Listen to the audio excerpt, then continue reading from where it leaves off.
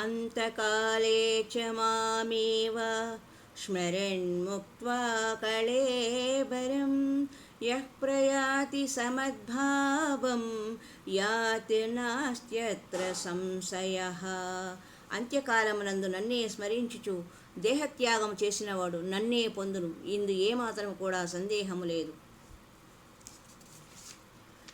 అభ్యాసయోగయుక్తేన చేతసా నాన్యగామిన పరమం పురుషం దివ్యం యాతి పార్థానుచింతయన్.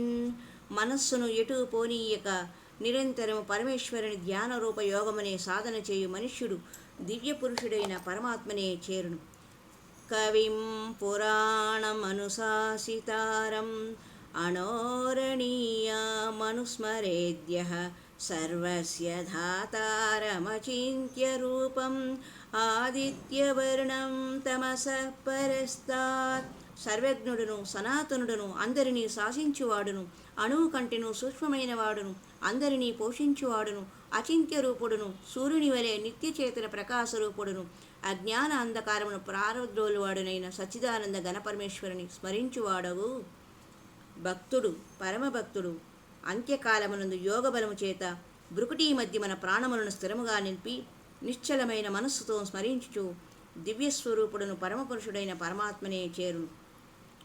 సర్వద్వారాణి సంయమ్య మనోహృది నిరుధ్య చ మూర్ధ్వాధాయాత్మనః ప్రాణం ఆస్థితో యోగధారణం. ఓం ఇత్యేకాక్షరం బ్రహ్మ వ్యాహరన్ మామనుస్మరన్ యః ప్రయాతి త్యజన్ దేహం సయాతి పరమాం గతిం. సర్వ ఇంద్రియములను నిగ్రహించి మనస్సును హృదయమునందే స్థిరముగా నిలిపి అట్లు వశమైన మనస్సు ద్వారా ప్రాణములను సహస్రారమునందు స్థిరమునర్చి పరమాత్మ ధ్యానమునందే నిమగ్నుడై అక్షర పరబ్రహ్మ స్వరూపమైన ఓంకారమును ఉచ్చరించుచు ఆ ఓంకారమునకు అర్ధస్వరూపుడును నిర్గుణ బ్రహ్మునైన పరమాత్మను